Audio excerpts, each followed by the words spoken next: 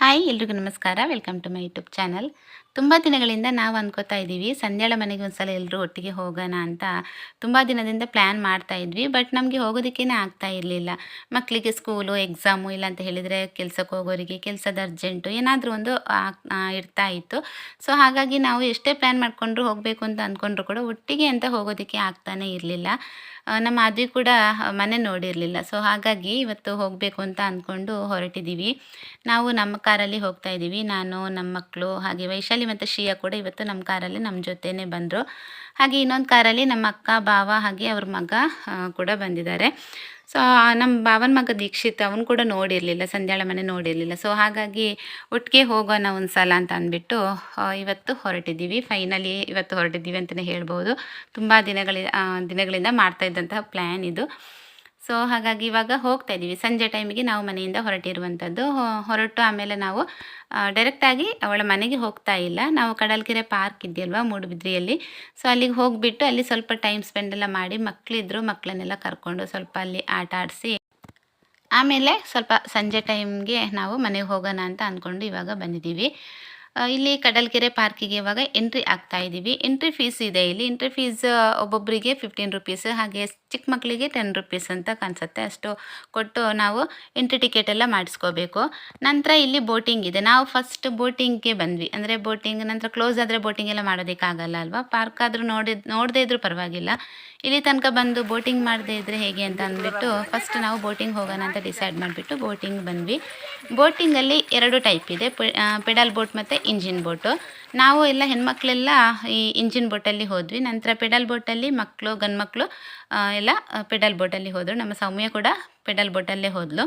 ನಾವು ಮಾತ್ರ ಇಂಜಿನ್ ಬೋಟಲ್ಲಿ ಹೋದ್ವಿ. ಅಕ್ಕಂದಿರೆಲ್ಲ ಇದ್ರಲ್ವ, ಸೊ ಅವರನ್ನೆಲ್ಲ ಕರ್ಕೊಂಡು ಇಂಜಿನ್ ಬೋಟಲ್ಲಿ ಹೋದ್ವಿ. ಇನ್ನು ಇಲ್ಲಿ 6 ಓ ಕ್ಲಾಕ್ಗೆ ಕ್ಲೋಸ್ ಆಗುತ್ತೆ. ಎಕ್ಸಾಕ್ಟಾಗಿ 6 ಓ ಕ್ಲಾಕ್ ಆಗ್ತಾ ಇರಬೇಕಿದ್ರೇ ವಿಷಲ್ ಹೊಡೆಯೋದಕ್ಕೆ ಶುರು ಮಾಡ್ತಾರೆ. ಕ್ಲೋಸ್ ಆಗುತ್ತೆ. ನಾವು 4:30, 4:45 ಏನೋ ಆಗಿದೆ ಇಲ್ಲಿಗೆ ಬರಬೇಕಿದ್ರೆ. ನಂತರ ಒಂದು ಸ್ವಲ್ಪ ಹೊತ್ತು ನಮಗೆ ಅಲ್ಲಿ ಟೈಮ್ ಸ್ಪೆಂಡ್ ಎಲ್ಲ ಮಾಡೋದಕ್ಕಾಯಿತು. ಬೋಟಿಂಗ್ ಎಲ್ಲ ಆರಾಮಾಗಿ ಮಾಡೋದಕ್ಕಾಯಿತು. ರಶ್ ಕೂಡ ಇರಲಿಲ್ಲ. ನಾವೇ ಇದ್ವಿ. ನಾವು ಒಂದು ಫ್ಯಾಮಿಲಿ ಮಾತ್ರ ಇದ್ದಿದ್ದು. ಒಂದು ಸೆಲ್ಫಿ ಎದುರಿತ್ತು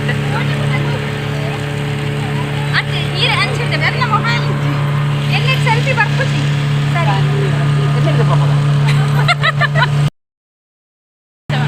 ಮೊಬೈಲ್ ಪೂರ್ತಿದ್ದಾಗಿತ್ತು ತುಳ್ಕೊಂಡು ಕೌಕೋಡಿಗೆ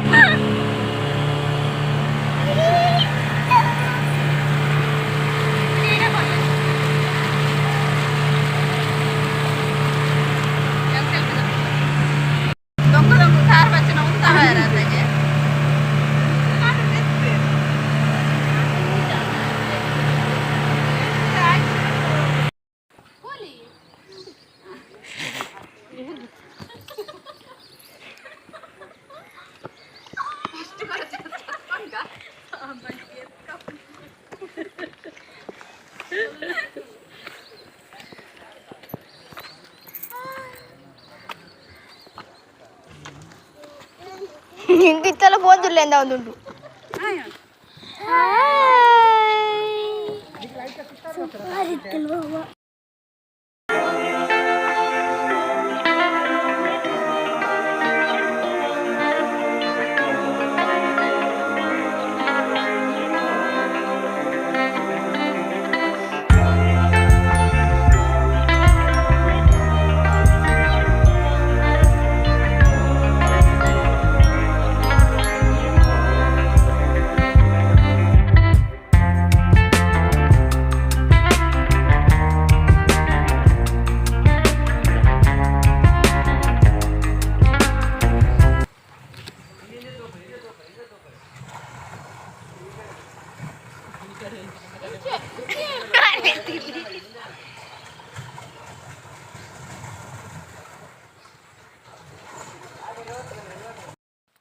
ಹಾಗೆ ಬೋಟಿಂಗ್ ಎಲ್ಲ ಮುಗಿಸಿ ನಾವು ನಂತರ ಇಲ್ಲಿ ಅಂದರೆ ಅದರ ಹತ್ತಿರದಲ್ಲಿ ಒಂದು ಚಿಕ್ಕದಾದಂತಹ ಪಾರ್ಕ್ ಇದೆ, ಮತ್ತು ದೊಡ್ಡದಾದಂತಹ ಪಾರ್ಕ್ ಇದರ ಆಪೋಸಿಟ್ ಇದೆ, ಆ ಸೈಡಲ್ಲಿ ಇರುವಂಥದ್ದು. ಸೊ ನಾವು ಇಲ್ಲಿ ಬಂದು ಸ್ವಲ್ಪ ಫೋಟೋಸ್ ಎಲ್ಲ ಇಲ್ಲಿ ಕೆಲವೊಂದು ತಗೊಂಡ್ವಿ. ಅಂದರೆ ಚೆನ್ನಾಗಿತ್ತು. ಈ ಥರ ಕಲ್ಲಲ್ಲೆಲ್ಲ ಡೆಕೋರೇಟ್ ಎಲ್ಲ ಮಾಡಿದರು. ಇದರಲ್ಲಿ ಕೂತ್ಕೊಂಡು ಆರಾಮಾಗಿ ಫೋಟೋ ಎಲ್ಲ ತೆಗಿಬೋದು. ಪಾರ್ಕ್ ಮಾತ್ರ ತುಂಬಾ ಪೀಸ್ಫುಲ್ ಆಗಿತ್ತು. ಜಾಸ್ತಿ ರಶ್ ಕೂಡ ಇರಲಿಲ್ಲ. ಆರಾಮಾಗಿ ಮಕ್ಕಳಿಗೆ ಕೂಡ ಆಟ ಆಡೋದಕ್ಕೆ ಹೋಗೋದಕ್ಕೆ ಆಗ್ತಾಯಿತ್ತು. ಹಾಗೆ ಸಂಜೆ ಟೈಮಿಗೆ ನಾವು ಬಂದಿದ್ವಿ ಅಲ್ವಾ, ಒಂದು ಒಳ್ಳೆ ವೈಬ್ಸ್ ಇತ್ತು ಅಂತಲೇ ಹೇಳ್ಬೋದು ಈ ಪಾರ್ಕಲ್ಲಿ. ಸೊ ಎಲ್ಲರೂ ತುಂಬ ಎಂಜಾಯ್ ಮಾಡಿದ್ವಿ, ಎಲ್ಲ ಫುಲ್ ಫ್ಯಾಮಿಲಿನೇ ನಾವು ತುಂಬ ಎಂಜಾಯ್ ಮಾಡಿದ್ವಿ ಅಂತಲೇ ಹೇಳ್ಬೋದು.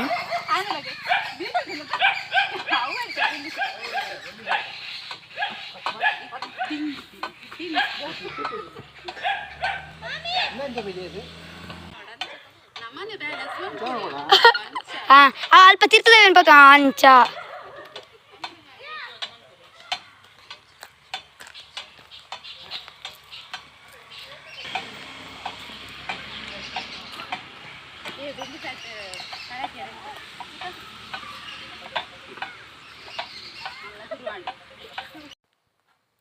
ಪಾರ್ಕ್ ಸೈಡಲ್ಲೇ ಈ ಥರ ಒಂದು ಚಿಕ್ಕದಾದಂತಹ ಕಾಡು ಥರ ಇದೆ. ಅಂದರೆ ತುಂಬ ಮರಗಳಿದೆ ಅದರೊಳಗಡೆ ಬಂದ್ವಿ. ಸ್ವಲ್ಪ ಕತ್ಲೆ ಆಗ್ತಾ ಇತ್ತು, ಟೈಮ್ ಕೂಡ ಆಗ್ತಾ ಬಂತು.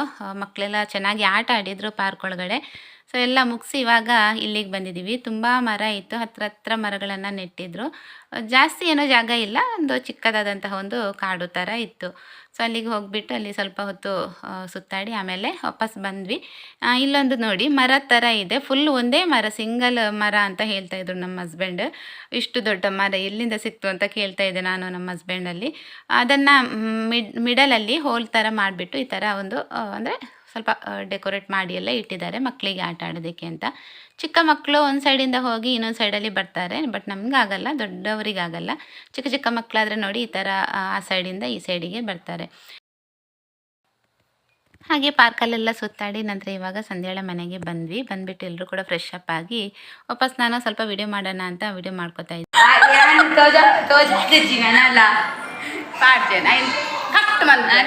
ಹೋಗಿದೆ, ಮಾತಾಡ್ಲಿಕ್ಕೆ ಆಗುದಿಲ್ಲ. ಹಾಗೆ ಪಾರ್ಕಿಗೆ ಸಂಧ್ಯಾ ಕೂಡ ಬಂದಳು. ಅಂದರೆ ಅವರ ಮನೆ ದಾಟಿನೇ ನಾವು ಪಾರ್ಕಿಗೆ ಹೋಗಬೇಕಿತ್ತು, ಅವರ ಮನೆ ಹತ್ರದಿಂದನೇ ಹೋಗೋದಕ್ಕಿತ್ತು. ಸೊ ಹಾಗಾಗಿ ಅವಳ ಗಾಡಿನಲ್ಲೇ ಬಂದಳು. ನಮ್ಮ ಅಕ್ಕ ಭಾವ ಅಲ್ಲಿ ಇದ್ದರು, ಅವರನ್ನು ಕರ್ಕೊಂಡು ನಾವು ಪಾರ್ಕಿಗೆ ಹೋಗಿರುವಂಥದ್ದು. ಹಾಗಾಗಿ ಎಲ್ಲರೂ ಕೂಡ ಒಟ್ಟಿಗೆ ಹೋಗಿ ಬಂದ್ವಿ. ಇಲ್ಲಿ ನೋಡಿ ಶ್ರೀಯಾ ಜ್ಯೂಸ್ ಕುಡಿತಾ ಇದ್ದಾಳೆ. ಇವಳ ಅಮ್ಮನಿಗೆ ಗೊತ್ತಿಲ್ಲ, ಅವಳಿಗೆ ಗೊತ್ತಾದರೆ ಇವಳಿಗೆ ಜ್ಯೂಸ್ ಕುಡಿಯೋದಕ್ಕೆ ಬಿಡಲ್ಲ. ಇವಳು ಇಲ್ಲಿ ಕದ್ದು ನಿಂತ್ಕೊಂಡು ಅವಳ ಅತ್ತೆ ಜೊತೆ ಜಗಳ ಮಾಡಿ ಇಲ್ಲಿ ಜ್ಯೂಸ್ ಕುಡಿತಾ ಇದ್ದಾಳೆ, ಪೆಪ್ಸಿ ಕುಡಿತಾ ಇದ್ದಾಳೆ. ಹಾಗೆ ಇವರು ಹೊಸ ಮನೆ ಕಟ್ಟಿರುವಂಥದ್ದು ಒಂದು 4-5 ಮಂತ್ಸ್ ಏನೋ ಆಯ್ತು ಅಷ್ಟೇ. ನಾನು ತೋರಿಸಿದ್ದೆ ನನ್ನ ಚಾನಲ್ನಲ್ಲಿ, ನಾನು ಮನೆ ಒಕ್ಕಲಿದ್ದು ಅಂದರೆ ಗೃಹ ಪ್ರವೇಶದ ದಿನದ ಲಾಗೆಲ್ಲ ಹಾಕಿದ್ದೆ. ಹೋಮ್ ಟೂರ್ ಅಂತ ಸಪ್ರೇಟಾಗಿ ವಿಡಿಯೋ ಮಾಡಿದ್ದೀವಿ, ಅದನ್ನು ನಾನು ನಿಮಗೆ ಖಂಡಿತವಾಗ್ಲೂ ಅಪ್ಲೋಡ್ ಮಾಡ್ತೀನಿ, ನಾಳೆ ಅಪ್ಲೋಡ್ ಮಾಡ್ತೀನಿ. ಹೋಮ್ ಟೂರ್ ಸಪ್ರೇಟಾಗಿ ಮಾಡಿದ್ದೀನಿ, ನಿಮ್ಗೆ ಯಾರಿಗಾದರೂ ನೋಡ್ಬೋದು, ಅಂದರೆ ಅದರಲ್ಲಿ ಏನಾದರೂ ಹೊಸ ಮನೆ ಕಟ್ಟುವಂತಹ ಪ್ಲ್ಯಾನ್ ಇದ್ದರೆ ಅದನ್ನು ನೋಡಿ ಮಾಡ್ಬೋದು. ಇದರಲ್ಲಿ ಕಂಪ್ಲೀಟಾಗಿ ನಾನು ತೋರಿಸ್ತಾ ಇಲ್ಲ. ಇಲ್ಲಿ ದೇವ್ರ ಮನೆ ನೋಡಿ ಈ ಥರ ಇದೆ, ದೇವ್ರ ಮನೆ ಮಾತ್ರ ತೋರಿಸಿದ್ದೀನಿ, ಬಿಟ್ಟರೆ ಎಲ್ಲ ಹೋಮ್ ಟೂರಲ್ಲೇ ತೋರಿಸ್ತೀನಿ. ಈ ಥರ ಮಾಡಿದ್ದಾರೆ ದೇವ್ರ ಮನೆ, ತುಂಬ ಚೆನ್ನಾಗಿದೆ. ಈ ಥರ ಡೋರೆಲ್ಲ ಈ ರೀತಿ ಬಂದಿದೆ, ಅದರೊಳಗಡೆ ಗಂಟೆ ಎಲ್ಲ ಹಾಕಿಬಿಟ್ಟು ಚೆನ್ನಾಗಿ ಕಾಣಿಸುತ್ತೆ. ಈ ಕೆತ್ತನೆಲ್ಲ ಮಾಡಿರ್ತಾರಲ್ವ, ಅದು ಕೂಡ ತುಂಬಾ ಚೆನ್ನಾಗಿತ್ತು.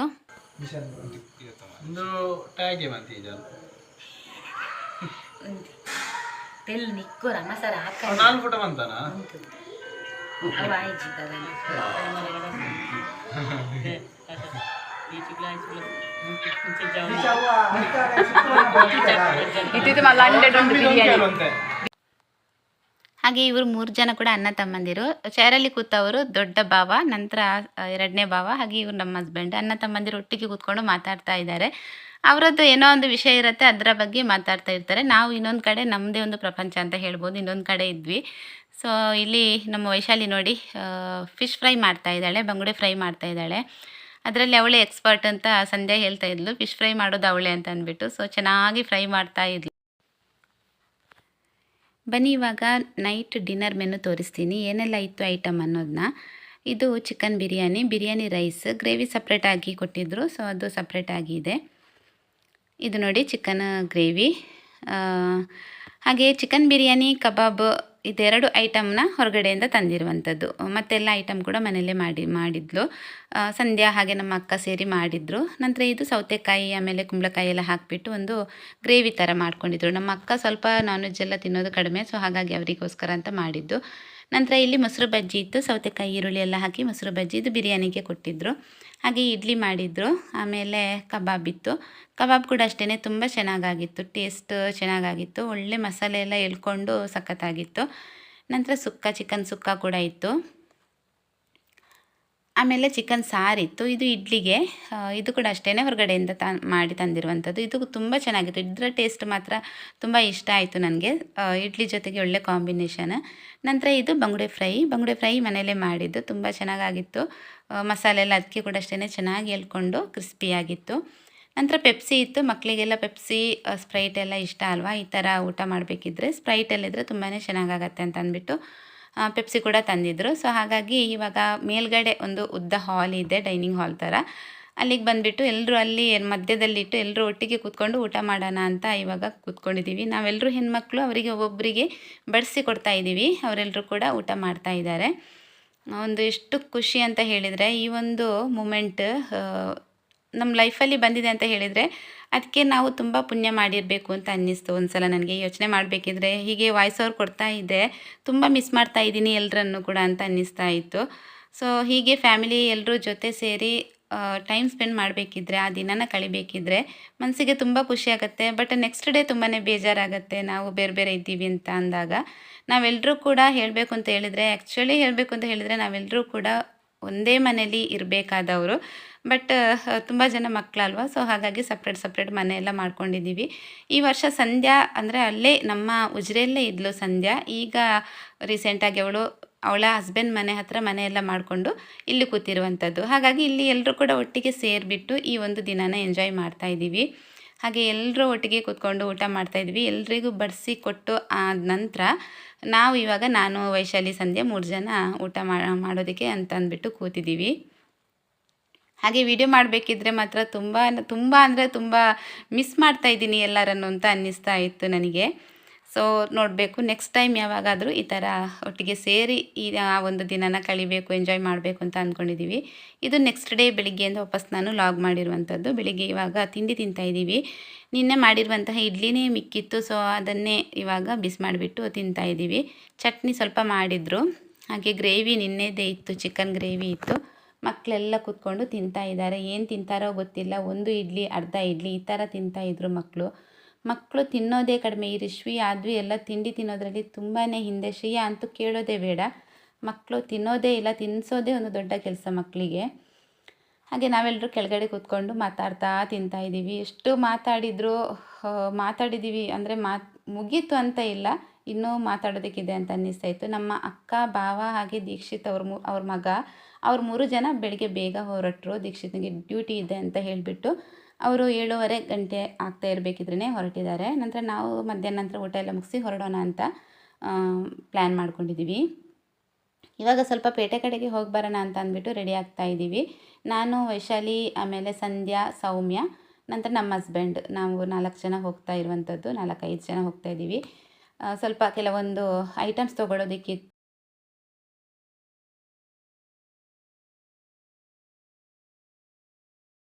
ಹೊರಟದ್ದು ತಿರುಗಾಡಲಿಕ್ಕೆ ಮತ್ತು ಮಗಳು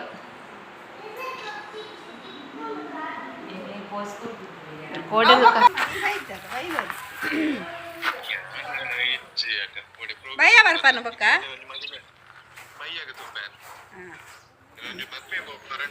ಹಾಂ ಹಾಂ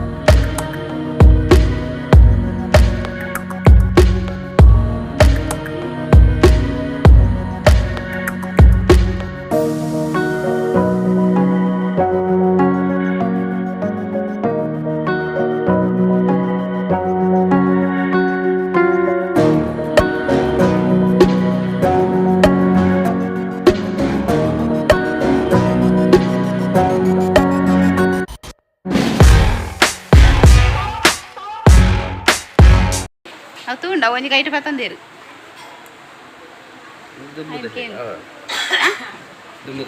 ಇಜ್ಜಿ ದುಂಬು ಸ್ಟೈಲದೆಂದು ಐಸ್ ಕ್ರೀಮ್ ಪಾಡ್ರೆ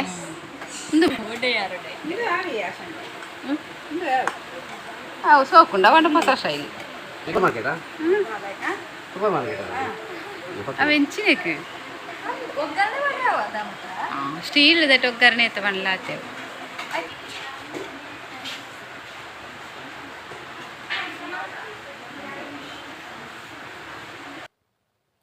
ಹಾಗೆ ಮಾರ್ಕೆಟ್ಗೆ ಹೋಗಿಬಿಟ್ಟು ಕೆಲವೊಂದು ಥಿಂಗ್ಸ್ ಎಲ್ಲ ತೊಗೊಳೋದಿತ್ತು, ಅದನ್ನೆಲ್ಲ ತೊಗೊಂಡು ಹಾಗೆ ಅಲ್ಲೇ ಜ್ಯೂಸ್ ಸೆಂಟರ್ ಇತ್ತು. ಸೊ ಅಲ್ಲಿ ಹೋಗಿಬಿಟ್ಟು ಜ್ಯೂಸು ಆಮೇಲೆ ಚಾಟ್ಸ್ ಎಲ್ಲ ತಿಂದ್ವಿ. ಚಾಟ್ಸಲ್ಲಿ ಸಮೋಸ ಚಾಟ್ಸ್ ಅಂತ ಅದು ಇತ್ತು, ಅದನ್ನು ತಿಂದ್ವಿ. ಅದು ನಮ್ಮ ಕಡೆ ಎಲ್ಲ ಆ ಥರ ಚಾಟ್ಸ್ ಸಿಗಲ್ಲ, ಬಟ್ ಅಲ್ಲಿ ಇತ್ತು. ತುಂಬಾ ಚೆನ್ನಾಗಿತ್ತು, ಸ್ವಲ್ಪ ಖಾರ ಖಾರ ಅಂತ ಅನ್ನಿಸ್ತಾ ಇತ್ತು, ಬಟ್ ಟೇಸ್ಟ್ ಅಂತೂ ಸಖತ್ತಾಗಿತ್ತು ಅದರದ್ದು. ಅದನ್ನು ತಿಂದು ಜ್ಯೂಸ್ ಎಲ್ಲ ಕುಡಿದು ಆಮೇಲೆ ವಾಪಸ್ಸು ಮನೆಗೆ ಬಂದ್ವಿ. ಮನೆಗೆ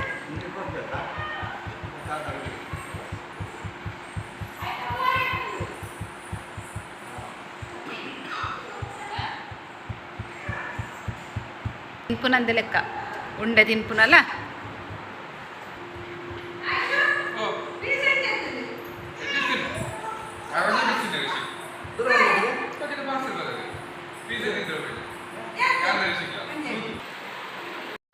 ಇಲ್ಲಿ ಸಂದೀಪ್ ನೋಡಿ ಚೆನ್ನಾಗಿ ನಿದ್ದೆ ಮಾಡ್ತಾ ಇದ್ದಾನೆ.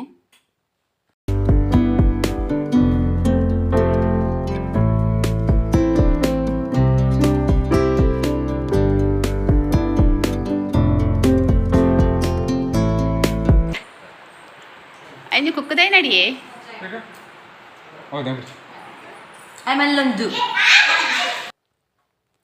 ಮಧ್ಯಾಹ್ನ ಊಟ ಎಲ್ಲ ಮುಗಿಸಿ ಸಂಜೆ ಟೈಮ್ ಅಂದರೆ ಒಂದು 3 ಗಂಟೆ ಆಗಿದೆ. ಅಷ್ಟೊತ್ತಿಗೆ ನಾವಿವಾಗ ವಾಪಸ್ಸು ನಮ್ಮ ಊರಿಗೆ ನಮ್ಮ ಪ್ರಯಾಣನ ಬೆಳೆಸ್ತಾ ಇದ್ದೀವಿ. ತುಂಬ ಬೇಜಾರಿಂದ ಹೋಗ್ತಾ ಇದ್ದೀವಿ, ಕಾಲು ಮುಂದಕ್ಕೆ ಹೋಗ್ತಾನೇ ಇಲ್ಲ. ಅಂದರೆ ಒಟ್ಟಿಗೆ ಇದ್ವಿ ಅಲ್ವಾ, ತುಂಬ ಚೆನ್ನಾಗಿ ಆ ಟೈಮ್ನ ಕೂಡ ಸ್ಪೆಂಡ್ ಮಾಡ್ತಾ ಇದ್ವಿ. ಆ ದಿನನ ತುಂಬಾ ಚೆನ್ನಾಗಿ ಕಳೆದ್ವಿ. ಎಷ್ಟು ನಕ್ಕಿದ್ವಿ, ಎಷ್ಟು ತಮಾಷೆ ಮಾಡಿದ್ವಿ ಅಂತ ಹೇಳಿದರೆ ಅದು ಹೇಳೋದಕ್ಕೇ ಸಾಧ್ಯ ಇಲ್ಲ, ಅಷ್ಟು ನಕ್ಕಿದ್ದೀವಿ. ಈ ಥರ ಅಂತ ಆದಾಗ ಹೋಗೋದಕ್ಕೆ ಬೇಜಾರಾಗುತ್ತೆ, ಬಿಟ್ಟು ಹೋಗೋದಕ್ಕೆ ನಮಗೂ ಬೇಜಾರಾಗುತ್ತೆ, ಅವರಿಗೆ ಕೂಡ ನಮ್ಮನ್ನು ಕಲಿಸ್ಕೊಡೋದಕ್ಕೆ ಬೇಜಾರಾಗುತ್ತೆ. ನನಗೆ ಮಕ್ಕಳನ್ನ ಬಿಟ್ಟು ಬರಬೇಕಿದ್ರೆ ತುಂಬ ಬೇಜಾರಾಯಿತು. ಅಂದರೆ ನಮ್ಮ ಊರಲ್ಲೇ ಇದ್ದವರಲ್ವ ಅವರು, ನಮ್ಮ ಜೊತೆನೇ ಇದ್ದವರು, ನಮ್ಮ ಮಕ್ಕಳ ಜೊತೆಗೇ ಆಟ ಆಡ್ತಾ ಇದ್ದವರು ರಿಶ್ವಿ ಹಾಗೆ ರಿಷಿಕ್. ಸೊ ಅವರನ್ನು ನಮ್ಮ ಹತ್ರ ಬಿಟ್ಟು ಬರಬೇಕಿದ್ರೆ ತುಂಬ ಬೇಜಾರಾಯಿತು. ಈ ವಿಡಿಯೋ ನೋಡ್ತಾ ಇರಬೇಕಿದ್ರೂ ಬೇಜಾರಾಗ್ತಾ ಇದೆ ನನಗೆ, ಮಕ್ಕಳನ್ನ ಬಿಟ್ಟು ಬಂದ್ವಿ ಅಲ್ವಾ ಅಂತ ಅಂದ್ಬಿಟ್ಟು. ಮಕ್ಕಳು ತುಂಬ ಮಿಸ್ ಮಾಡ್ಕೋತಾರೆ, ನಮ್ಮೆಲ್ಲರನ್ನು ಕೂಡ ತುಂಬ ಅಂದರೆ ತುಂಬಾ ಮಿಸ್ ಮಾಡ್ತಾಯಿದ್ರು. ನಾವು ಹೊರಟು ಬಂದ ನಂತರ ರಿಶ್ವಿ ತುಂಬ ಹತ್ಲಂತೆ ಮನೆಯಲ್ಲಿ ಕೂತ್ಕೊಂಡು, ತುಂಬ ಹತ್ಲು ಅಂತ ಹೇಳ್ತಾಯಿದ್ರು, ತುಂಬ ಕೂಗಿದ್ದಾಳೆ ಅವಳು ಅಂತೇಳಿ. ಹಾಗೆ ಒಂದು ಭಾರವಾದ ಮನಸ್ಸಿಂದ ಎಲ್ಲರೂ ಕೂಡ ಇವಾಗ ವಾಪಸ್ ನಮ್ಮ ಒಂದು ಮನೆಗೆ, ನಮ್ಮ ಊರಿಗೆ ನಮ್ಮ ಪ್ರಯಾಣನ ಬೆಳೆಸ್ತಾ ಇದ್ದೀವಿ ಅಂತಲೇ ಹೇಳ್ಬೋದು. ಸಂಜೆ ಹೊರಟವರು ಮನೆಗೆ ಬರಬೇಕಿದ್ರೆ ಒಂದು 4:45 5 ಗಂಟೆ ಆಗಿದೆ. ಎಲ್ರಿಗೂ ಬಾಯ್ ಹೇಳ್ತಾ ಇವಾಗ ವಾಪಸ್ ನಾವು ನಮ್ಮ ಮನೆಗೆ ಹೊರಟ್ವಿ. ಹಾಗೆ ಇಷ್ಟೇ ಸ್ನೇಹಿತರೆ, ಇವತ್ತಿನ ಒಂದು ಲಾಗ್ನ ಇಲ್ಲಿಗೆ ಎಂಡ್ ಮಾಡ್ತಾ ಇದ್ದೀನಿ. ವಿಡಿಯೋ ನಿಮಗೆ ಇಷ್ಟ ಆದರೆ ವಿಡಿಯೋಗೊಂದು ಲೈಕ್, ಶೇರ್, ಕಮೆಂಟ್ ಮಾಡಿ. ನೆಕ್ಸ್ಟ್ ಈ ಮನೆಯ ಹೋಮ್ ಟೂರ್ ಬರ್ತಾ ಇದೆ, ವೆಯ್ಟ್ ಮಾಡಿ. ಸಿಗ್ತೀನಿ ನೆಕ್ಸ್ಟ್ ವಿಡಿಯೋದಲ್ಲಿ. ಬಾಯ್.